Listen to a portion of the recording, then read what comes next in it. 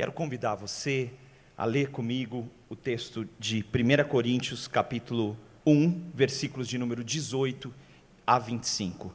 Eu sei que estou vendo pessoas que nos visitam, quero já, no momento propício, a gente vai apresentá-los, mas sejam bem-vindos. 1 Coríntios, capítulo 1, versículos de número 18 a 25.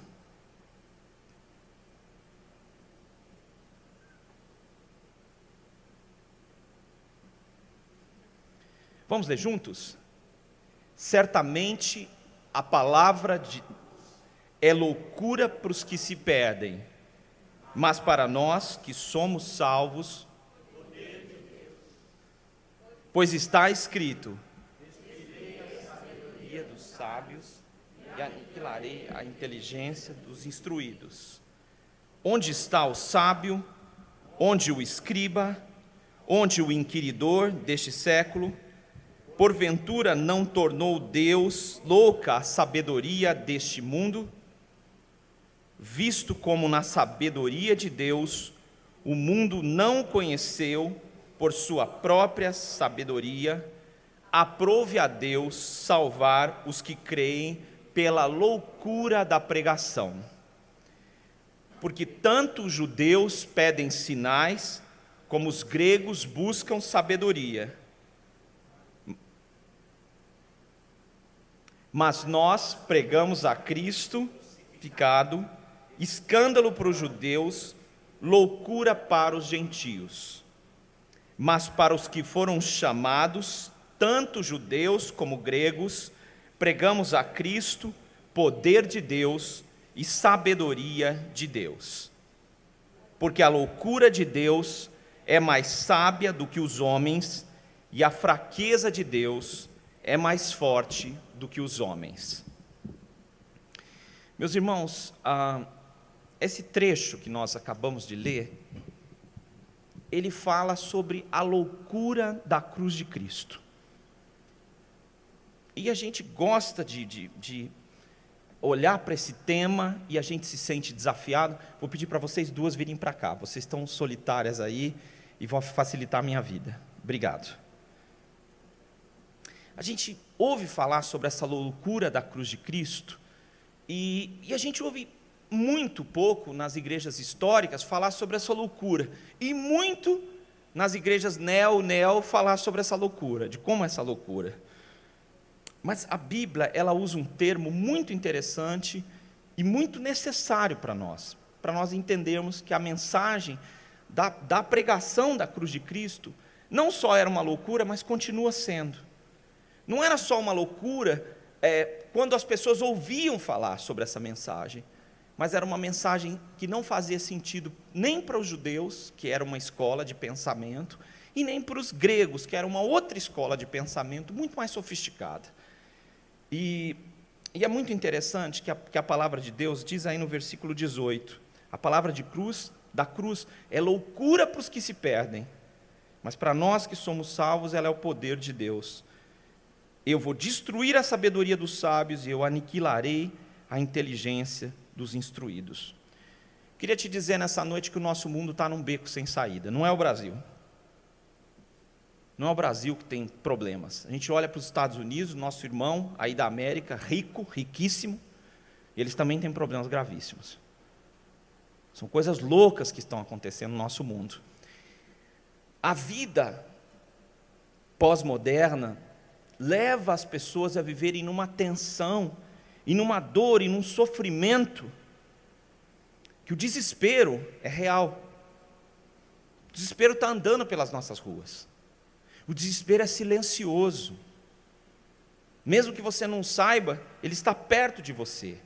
E eu não consigo conceber uma igreja de Jesus sem entender que essa igreja seja generosa para o que está acontecendo, para o que está ao nosso redor.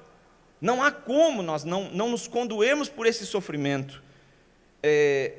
No entanto, a mensagem da cruz é uma mensagem que vem para destruir a sabedoria que esse mundo já não possui.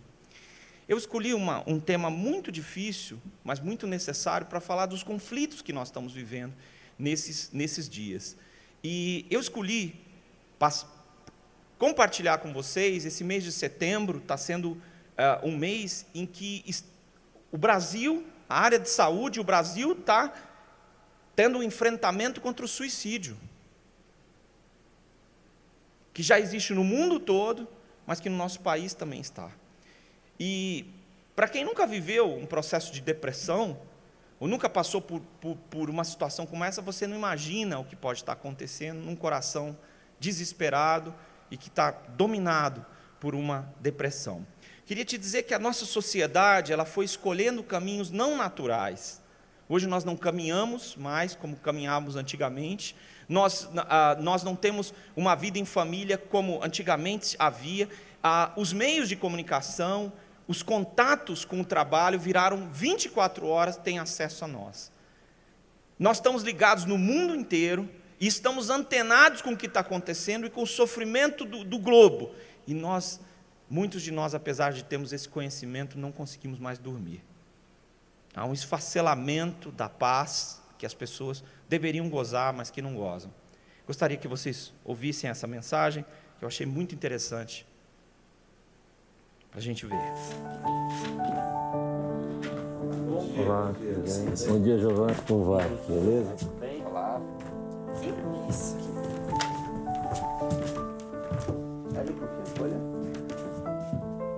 Eu sou Renato Caldas, nós estamos aqui fazendo um teste para um curta-metragem. A característica principal do seu personagem é que ele sofre de depressão. Pegou de surpresa agora. Como que você faria um personagem com essa característica? Quando você quiser. Deixa eu só pensar um pouquinho. Posso fazer um texto? Pode. Posso trabalhar por aqui? Em pé, né? Não posso pegar uma cadeira. Pode. Quer pegar uma cadeira?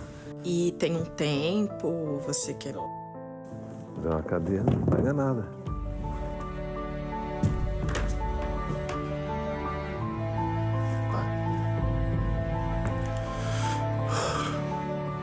O mundo pra mim já não tá mais colorido, sabe?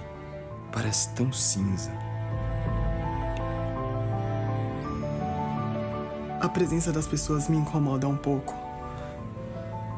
Eu sinto medo também. Mas eu sempre passo que tá tudo bem. Sabe o que é você não ter motivo de acordar? Eu às vezes fico me perguntando o dia que tudo isso vai acabar. Não era ódio, não era raiva, não era rancor. É como se...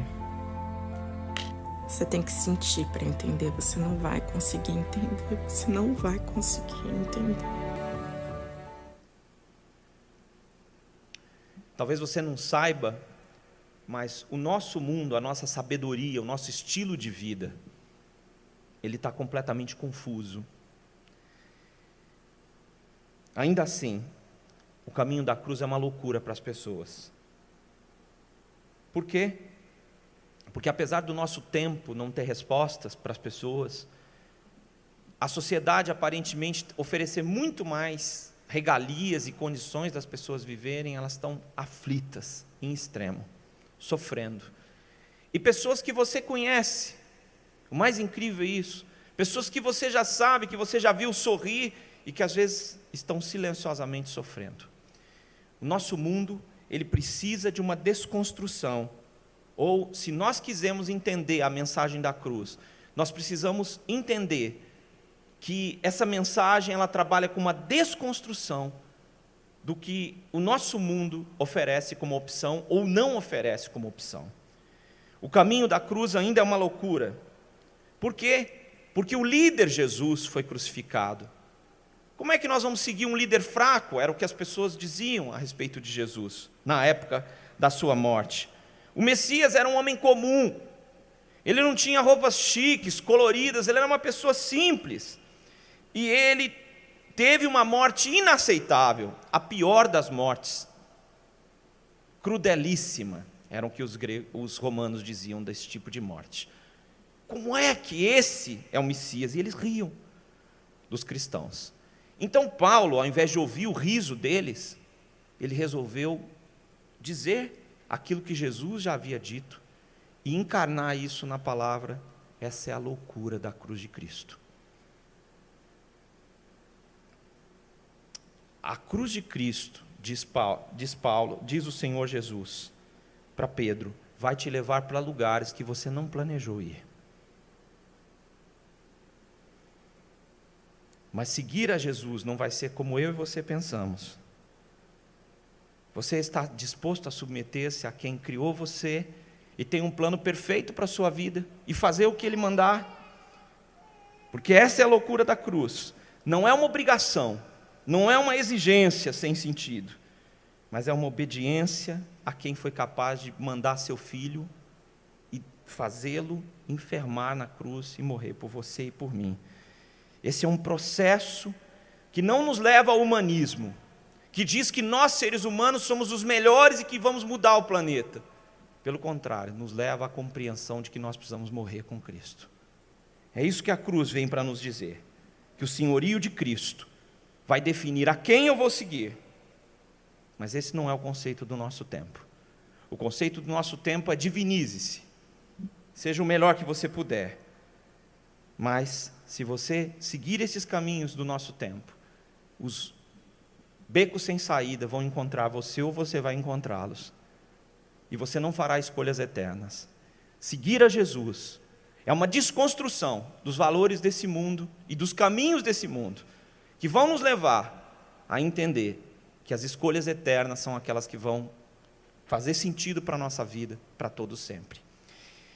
Em segundo lugar, eu queria dizer que a loucura da cruz de Cristo é tão presente hoje que ela é um tropeço para a escola dos milagres mágicos. E eu usei a palavra milagres mágicos e eu explico por quê. Não dá para explicar isso nessa noite, seria tema de uma outra mensagem. Há uma diferença entre milagre e magia. Tá? Algumas igrejas chamadas evangélicas são mágicas. Tá? São mágicas, eu vou explicar para vocês. E elas oferecem magia, e eu vou explicar também. Por que eu estou dizendo isso nesse texto? Olha o versículo 22 e 23. O que a Bíblia diz? Ela diz o seguinte: porque tanto os judeus pedem sinais, o semeion, queremos ver sinais, como os gregos pedem sabedoria, buscam sabedoria. Mas nós pregamos a Cristo crucificado, escândalo para os judeus, loucura para os gentios. A palavra tropeço é uma palavra bíblica para escândalo. Escândalo não é pôr a mão na boca e falar, olha, não, isso biblicamente não quer dizer, é uma pedra que a pessoa vai tropeçar. E eu queria te dizer nessa noite que a loucura da cruz de Cristo, ela é um escândalo ou um tropeço para a escola dos milagres mágicos. A magia funciona como um desafio permanente. Escolas heréticas que abandonaram as Escrituras, elas fundem fé com magia. Você tem que desafiar, você tem que tentar, você precisa receber, você precisa absorver. Tudo é seu, conquiste. Bens de consumo, glória e riquezas pessoais. Por que eu quero te dizer sobre a magia? A magia, ela é uma manifestação do poder humano.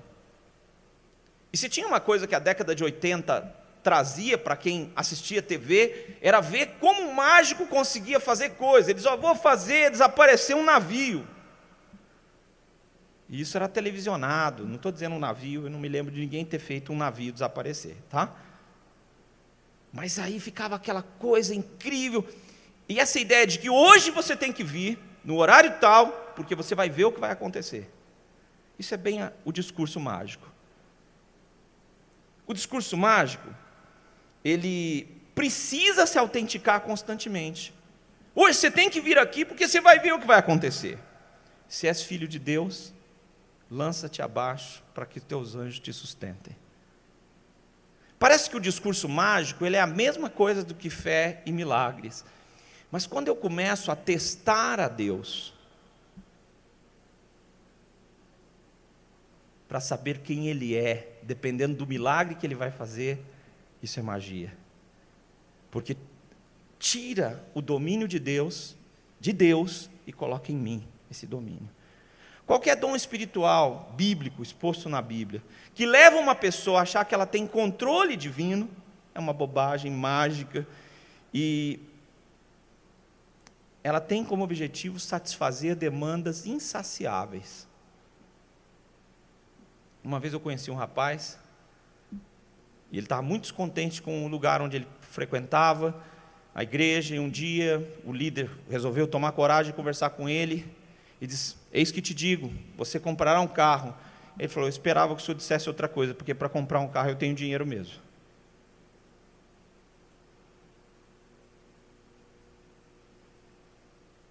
Talvez você não tenha entendido, mas eis que te digo, você vai comprar um carro, mas esse carro não vai dirigir nas estradas da eternidade, não é verdade? Quando você entra num discurso mágico, você precisa o tempo inteiro resolver o problema que está à sua frente, mas não resolver o problema que está em você. Um amor, um carro, um casamento, uma casa, pagar as dívidas. Fé é uma loja de conveniências. Os judeus diziam: Jesus, se você é o Messias, faça sinais para que nós te reconheçamos. Ele diz: eu só tenho um sinal para mostrar para vocês, a cruz. Em 3 dias eu começo em 1 dia e termino em 3. Esse é o único sinal que eu tenho para mostrar para vocês, geração incrédula e pecadora. Esse é um dos discursos, e que está presente e estará enquanto a igreja existir. Pastor, o senhor não acredita em milagres? Não, nós vamos falar disso. Uma igreja que não acredita em milagres, não acredita em Deus. Mas milagre e magia não são a mesma coisa. E algumas pessoas, não entendendo isso, estão à procura o tempo inteiro de uma loja de conveniência, onde você entra e procura encontrar aquilo que você tanto quer. A cruz não é uma loja de conveniência. Ela coloca Deus no centro e coloca as nossas necessidades em segundo lugar. Coloca a definição de o que eu vou fazer da minha vida em relação a Deus no centro. E o que Deus vai fazer na minha vida depende desse grande amor que Ele tem por mim. E eu confio que Ele fará isso. Queria te fazer umas perguntas. Ser cristão é ter tudo? Ser cristão é não ter enfermidades? Se ser cristão fosse isso, esse seria o melhor negócio do mundo. E é por isso que tem gente que transformou isso no melhor negócio do mundo. Algumas pessoas estão ficando ricas vendendo esse negócio. É um negócio novo? Não, escute bem o que a Bíblia diz. Filhinhos, vocês são de Deus, e vocês têm vencido os falsos profetas, porque maior é aquele que está em vós do que aquele que está no mundo. Os falsos profetas procedem do mundo, por essa razão eles falam da parte do mundo, e o mundo os ouve. O que um falso profeta faz? Ele tem que atender exatamente o que a pessoa espera. E aí as pessoas vão ouvi-los. Vocês venceram esses falsos profetas, porque vocês não são desse mundo. Se Deus me der, eu crerei. Se Ele aparecer aqui agora, eu crerei. Diz Jesus na parábola de Lázaro, dizendo: nem que um dos mortos ressuscite, ou que Moisés venha, eles crerão. Por quê? Porque a magia, ela é insaciável. Ela é um movimento de milagres, em que a pessoa de Deus é questionada, e o nosso desejo está acima de todas as coisas, e Deus não se agrada disso. E é por isso que Ele diz: os judeus esperam sinais, e o que nós temos para oferecer para eles? A loucura da cruz de Cristo. Meu irmão, se você está aqui e gosta de um milagrezinho, mas não gosta da cruz de Cristo, você não é seguidor de Jesus. Porque o que o cristão ama é a mensagem da cruz. Ele entende que dela emana toda a graça que é necessária para a nossa vida. E não existe maior milagre do que Jesus. Jesus é um milagre de Deus. Você crê nisso? É isso que nós esperamos. Mas não tem só para eles, não. Tem uma segunda escola. Difícil.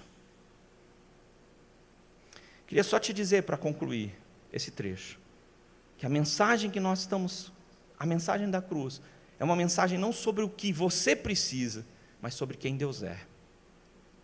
E se quem Deus é não for suficiente para você, meu irmão, o que vai ser suficiente? Quando você vai ficar satisfeito? Terceira coisa que eu quero te dizer nessa noite é que a loucura da mensagem da cruz, ou a loucura da cruz de Cristo, é uma afronta ao domínio da razão. Porque tanto os judeus pedem sinais, como os gregos buscam sabedoria. Mas nós pregamos a Cristo crucificado, escândalo para os judeus e loucura para os gregos. Existe uma escola que ela adentrou hereticamente nas igrejas históricas. E as igrejas históricas pararam de acreditar em milagres, muitas delas. E ficam receosas de orar por milagres, orar para que Deus cure os enfermos. Isso é uma heresia. Isso não define as igrejas históricas A, B, C ou D. São igrejas que têm lá 400, 500 anos. Mas é uma heresia que encontrou nesse ambiente um lugar para se expandir. Por quê? Porque é uma escola que as pessoas aderem à ideia de que se eles souberem não é necessário mais nada. Os gregos eram a elite cultural. Para vocês terem uma ideia, a definição do que é arte em literatura, escrita por Platão, não foi batida até hoje. Essa é a definição usada para os gêneros literários, até hoje. Engraçado para o Eli, estudando há uma década atrás os gêneros literários, e a definição foi dada por alguém há 5 séculos antes de Cristo. A matemática, a astronomia, o teatro, os gêneros no teatro, tudo os gregos, 5 séculos antes de Cristo. A medicina e assim por diante. Os gregos se sentiam, mesmo dominados pelos romanos, quando o romano queria ter um banho de cultura, ele citava os gregos, falava grego. Assim como os países mais ricos do mundo, quando querem tomar um banho de loja, vão lá na França, para ver os franceses comer, da culinária dos franceses, o estilo de vida dos franceses e assim por diante. Muitos negaram os milagres e trocaram os milagres por outra escola. Se eu sei, logo eu não preciso crer. Se eu conheço, logo eu não preciso mais ter nenhuma experiência com Deus. Ao passo que crer é também pensar, a fé transcende o seu entendimento. Nem tudo que Deus lhe disser que Ele quer de você, você precisa entender ou concordar. E nesse sentido que eu quero dizer entender, você não precisa concordar com Deus. Deus falou algo para você, faça. Não vai contra a sua razão, mas está acima da sua razão. Eu me lembro de um episódio na minha vida, foi marcante para mim. Eu tinha 17 anos, eu tinha saído de casa pela primeira vez, estava morando no Nordeste, vivendo as realidades do Nordeste, num momento muito difícil para o Nordeste, e eu, aparentemente, não estava preparado para aquela situação. 2 meses depois de estar no Nordeste, eu tomei uma decisão, desisto. Não vou fazer isso, vou fazer qualquer outra coisa, vou voltar para casa, vou tomar outras decisões na minha vida. Resolvi não orar, resolvi não ler a Bíblia. Eu não queria saber muito o que Deus achava ou pensava, eu já tinha decidido. Então o que eu fiz?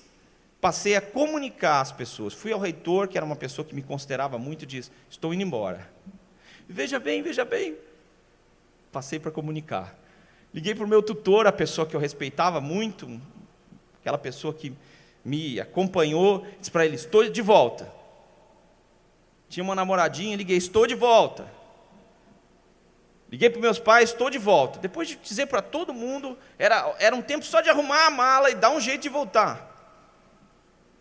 E aí eu sentei numa cadeirinha muito simples que tinha no quarto, com uma mesinha, com uma gavetinha, E olhei para uma cama, que era onde eu me deitava, uma cama bem pequenininha. Irmãos, eu não orei. Eu fiquei em silêncio, imaginando que eu ia ajoelhar e fazer uma oração, mas eu estava treinando o que eu ia dizer. Porque eu já tinha decidido tudo. E aí eu senti Deus falar comigo enquanto eu estava em silêncio, decidindo o que eu ia falar.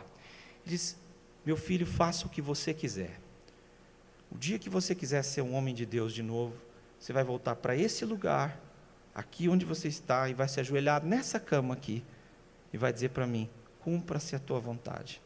Nesse dia eu volto a operar na sua vida. Até esse dia, toque a sua vida como você quiser. Eu era ignorante, mas temia a Deus.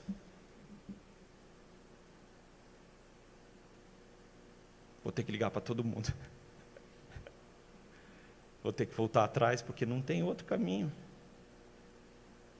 Falei com todo mundo de novo, passei a vergonha de ligar para todo mundo de novo, dizendo: olha, eu estava de brincadeira, não era bem isso.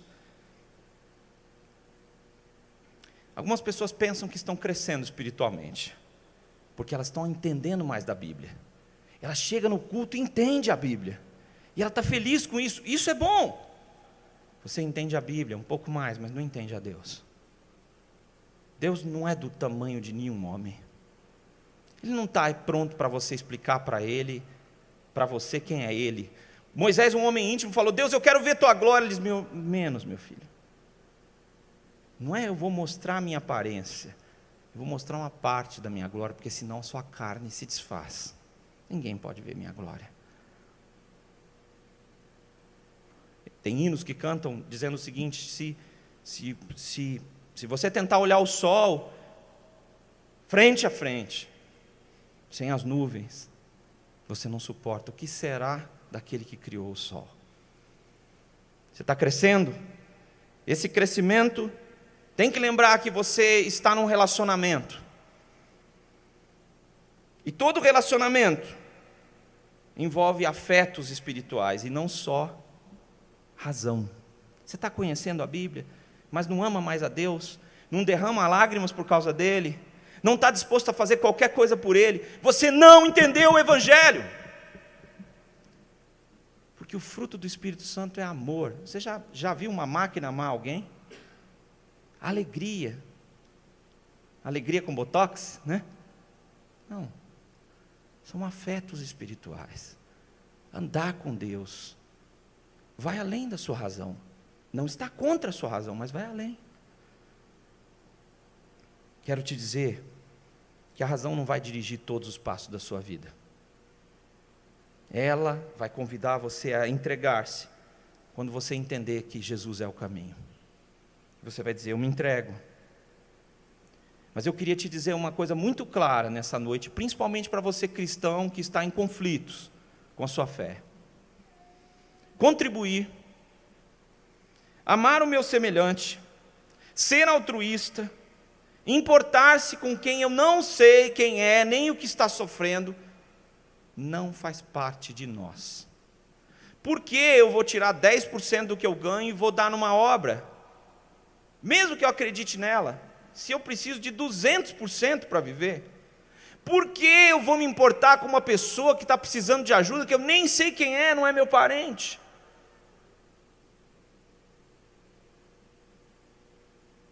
Por que ser generoso num mundo tão selvagem?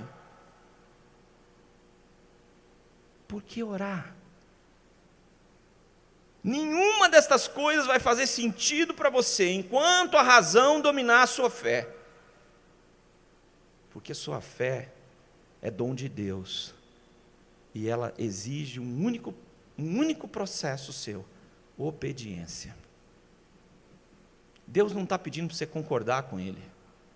Ele não quer saber a sua opinião a respeito dos fatos. Porque você não tem gabarito, eu não tenho gabarito para discutir com Deus.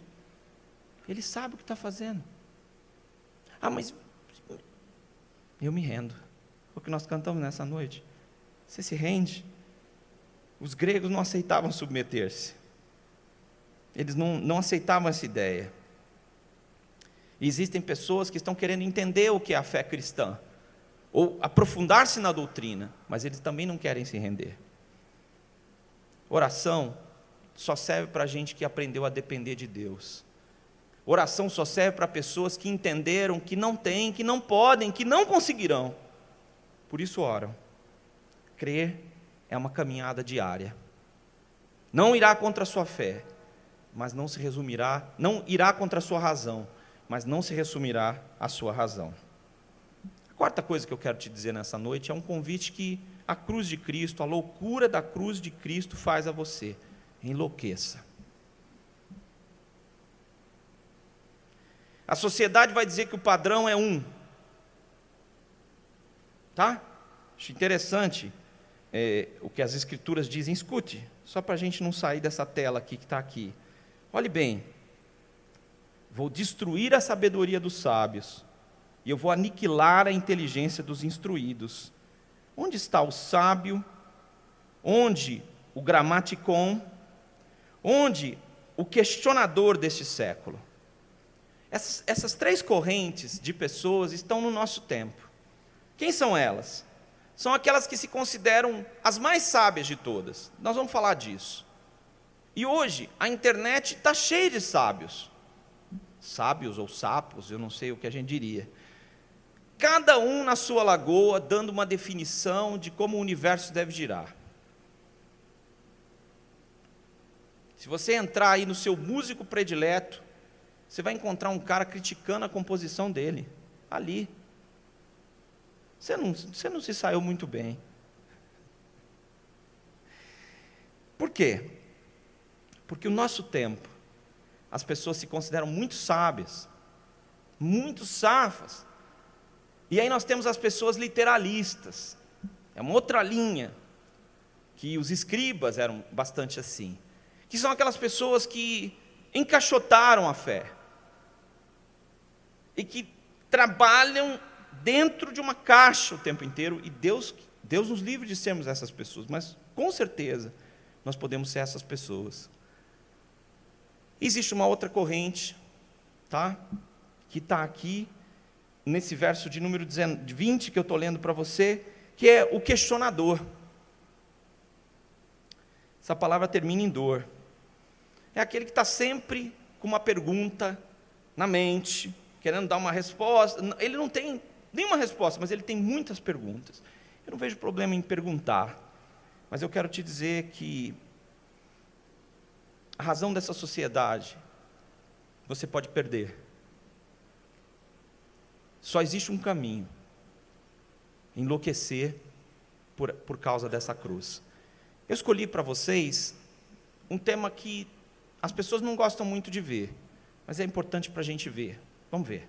Por mais que seja bonito, por mais que seja de alto nível, alto padrão, não é um spa, é um hospital. Nós estamos doentes, somos pessoas doentes, em remissão de sintomas, mas seremos sempre pessoas doentes. Eu pedi, na verdade, para ser trazida para cá. Eu tenho picos de agressividade, eu quebro coisas, eu agrido pessoas, normalmente são homens. Foi quando eu fui procurar ajuda de psiquiatra, porque até então eu só fazia acompanhamento psicológico. Fui diagnosticada com transtorno borderline, que é bem parecido com o transtorno bipolar, só que tem o surto psicótico, que no meu caso é esse surto agressivo. É uma descompensação química que só um remédio pode suprir, e a gente tem que ter essa responsabilidade lá fora. Eu tenho que assumir a responsabilidade do que pode acarretar eu sem essa medicação. Então, é ser uma pessoa mais responsável, ser a pessoa que eu estou sendo aqui dentro lá fora. Assim, me sinto uma pessoa melhor aqui dentro. Eu escolhi um paciente de um hospital psiquiátrico, porque a gente está falando de loucura. Loucura é perda da sanidade mental. Num hospital psiquiátrico existem pessoas com vários níveis de perda de sanidade. E eu me lembro que uma das obrigações de uma das matérias que eu cursei em teologia era visitar um hospital psiquiátrico, ou alguns hospitais. E aí nós fomos numa ala mais leve.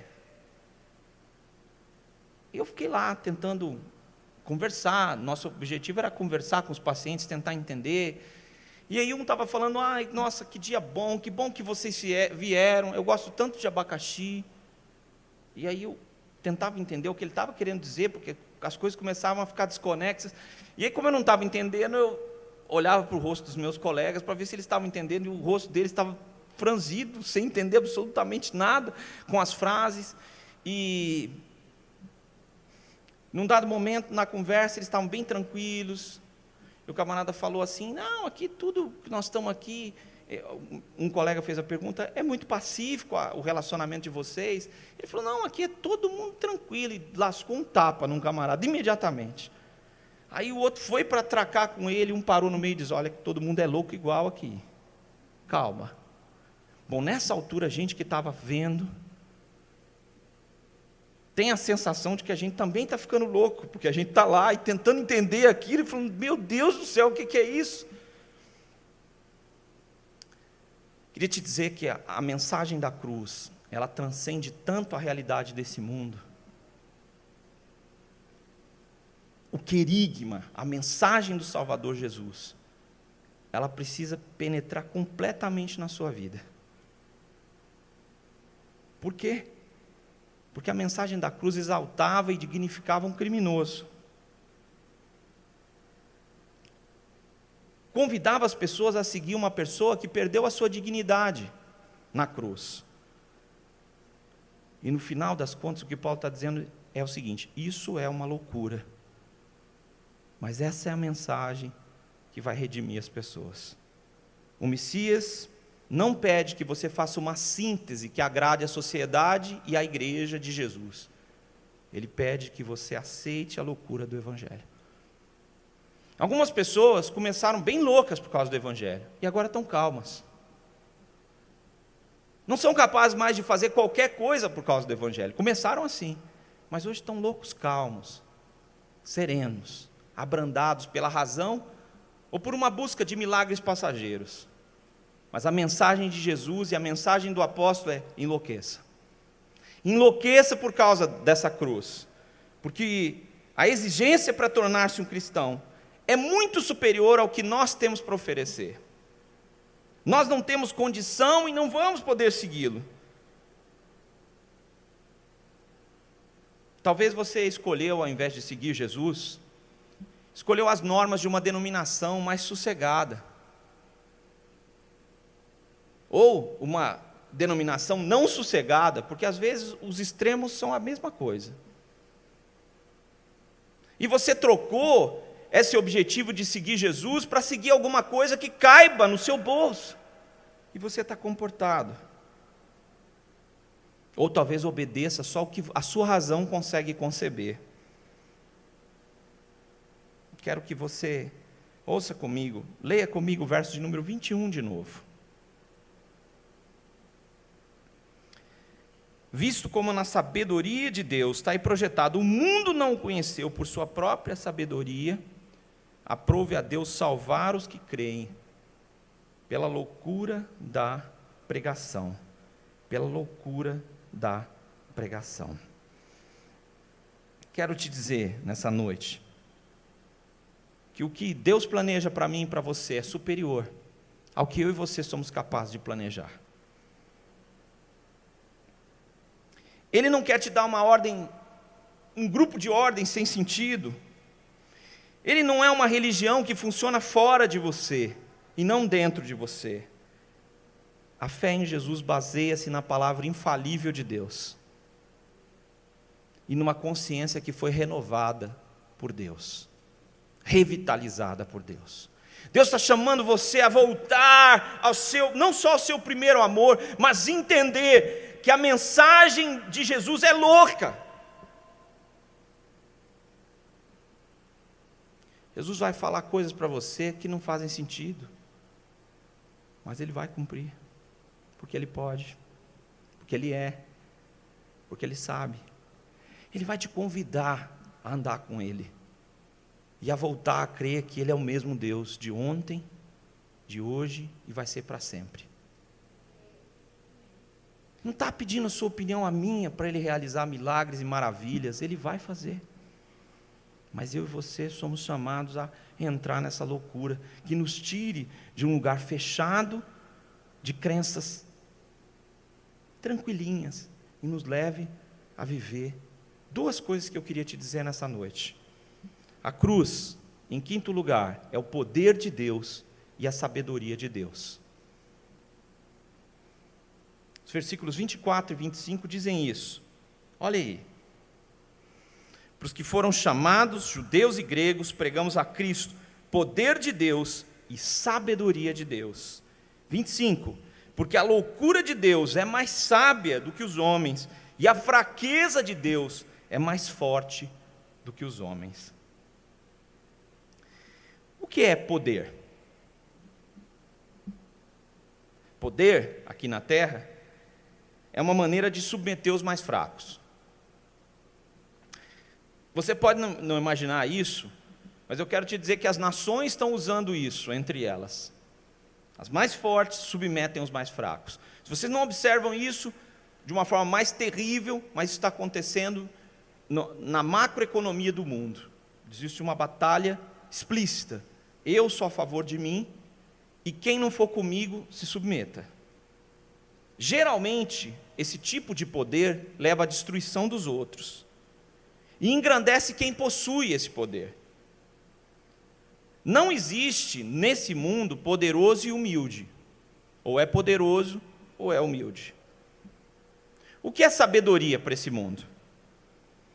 Acúmulo de conhecimento, acúmulo de graduações, acúmulo de títulos acadêmicos. Conhecimento torna invencível quem o possui. Não estou falando de sabedoria. Conhecimento torna invencível quem o possui.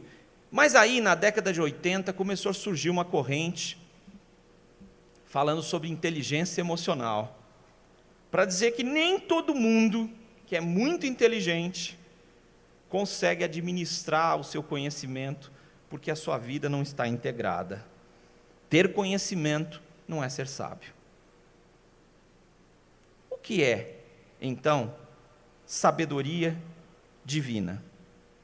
Escute só. A sabedoria do alto, ela é primeiramente pura, depois pacífica, indulgente, tratável, plena de misericórdia, de bons frutos, imparcial e sem fingimento. Sabedoria é um estilo de vida que se encontra em Deus. Ela está presente nos relacionamentos que nós estabelecemos, em tudo que nós fazemos, quando nós dependemos de Deus, que Deus se revele sabiamente para nós. Eu me lembro que, assim que eu aceitei ser pastor, eu estava na casa dos 20, e às vezes a pessoa começava a contar uns problemas para mim, e ela nem estava no fim do problema, eu já estava em oração, falando, meu Senhor, Pai do céu, o que eu vou dizer para essa pessoa? Ela contou para mim uma tragédia cabeluda, horrível, e eu aqui estou com vontade de chorar no meio da conversa. Eu vou dizer o quê? Me ajuda. E Deus ajuda, meu irmão. Não só a mim, ajuda qualquer um que peça sabedoria. Sem duvidar, diz a Bíblia, peça sabedoria. Deus age quando nós nos submetemos a Ele. Então você vai encontrar umas pessoas crentes, muito crentes, sábias. Às vezes ele nem sabe o que ele está dizendo direito. Mas Deus sabe, Deus usa. Por quê? Porque a sabedoria de Deus, ela é totalmente diferente. E como é o poder de Deus? O poder de Deus, em primeiro lugar, pertence a Deus. O crente não é poderoso. O crente é submisso. Poderoso é o seu Senhor. Você quer poder? Funciona assim não, irmão, meu irmão.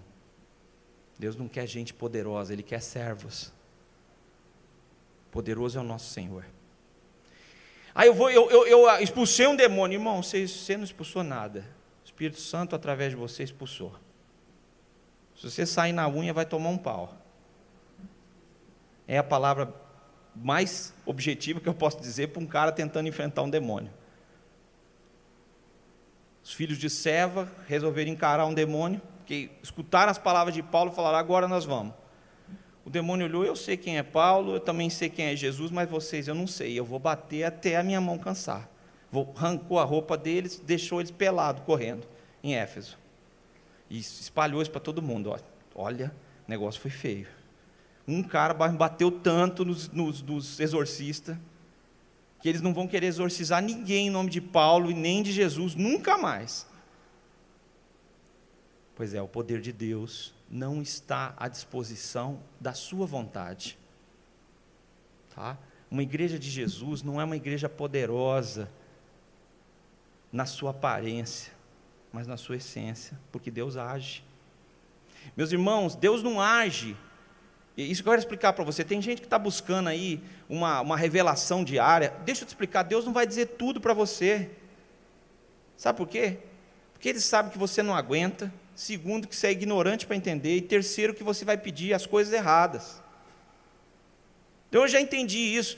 Senhor, eu quero que vai acontecer amanhã. Não, filho, você não queira nada. Queira o que eu quero para você.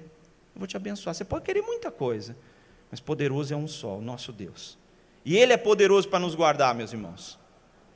Ele é poderoso para guardar você, guardar a sua empresa, guardar a sua vida, mesmo quando você não está pedindo. Não jogou água benta lá, mas Ele está agindo. Porque Ele pode, porque Ele é. E nós somos seguidores. Quero te dizer que toda esse poder e essa sabedoria emanam da cruz de Cristo. Por 4 razões. E com elas eu concluo a nossa exposição dessa noite. Porque é através da cruz que nós nascemos de novo. E só esse novo nascimento, esse frescor de bebê, é que nos dá a capacidade de querermos aprender o que é novo. E se você é um crente velho aí, enrustido, e que está lutando contra o plano de Deus para a sua vida, ressuscite através da cruz de Cristo. Porque você morre com Cristo, nós já pensamos nisso, e ressuscita com Cristo, após o seu encontro com a cruz de Cristo. É só nesse lugar que o poder e a sabedoria de Deus vão fazer sentido. Em segundo lugar, morre o nosso eu fraco e de pretenso saber. Aquele que pensa saber, ainda não aprendeu como se deve saber. Queria falar uma coisa, você pode não gostar, mas levou muitos anos para eu entender isso. Se tem uma coisa que me desconforta é ver os crentes que têm resposta para tudo. Principalmente para os outros. Está com dor? Sal na dor. Antisséptico no braço do outro, no olho do outro, na vida do outro, não dói nada, nem pimenta. Eles têm resposta para tudo. Até que o problema seja deles. Abra um espaço para saber. Diga, Senhor, eu não sei. Eu aprendi uma coisa sobre expor as Escrituras. Ninguém vem me perguntar, pastor, o que o senhor faz? O senhor lê, o senhor não lê? Não, eu leio. Mas eu aprendo quando eu ajoelho e digo, eu não sei. Eu não sei. Me explica, papai. Porque eu não consigo entender esse texto. Às vezes a gente precisa ler muitos outros caras para ser humilde, para dizer, eles não entenderam também. Que nem eu. Eles estão dizendo as mesmas coisas que eu diria, mas isso não é a verdade. Me explica. Lembro de uma pessoa, um grande expositor das Escrituras. Um dia ele veio expor um texto, diz, olha, hoje eu entendi esse texto. E expôs o texto e eu falei, pelo visto, acho que só ele entendeu, porque pelo que ele falou eu não entendi nada. Continua a minha dúvida. E eu ouvi 10 anos depois expor esse texto de novo, só que aconteceu uma coisa. A avózinha dele era uma mulher de oração. E ele estava ali na beira do fogão com ela e foi dizer, como que a senhora entende esse texto? E ela explicou o texto para ele. É um dos homens mais cultos que eu conheci nas Escrituras. E a partir daquele dia ele entendeu o texto. A avózinha dele ensinou e ele entendeu. Meus irmãos, você é fraco, eu sou fraco. E a pior coisa que a gente pode fazer é tentar mostrar que a gente é forte. Eu sou ignorante e você é ignorante também. E a pior coisa que a gente pode fazer é tentar falar para as pessoas que a gente sabe, quando você não sabe. Na cruz morre o seu poder e a sua sabedoria. elas não podem fazer nada por um mundo agonizante. Terceiro lugar, ela abre um espaço para o saber e para entender o que significa tudo posso naquele que me fortalece. Vamos repetir esse texto tão conhecido das Escrituras? Tudo posso naquele que me fortalece. Essa é a mensagem. Eu estou fraco. Então, tudo posso naquele que me fortalece. Abra um espaço para saber, meu irmão.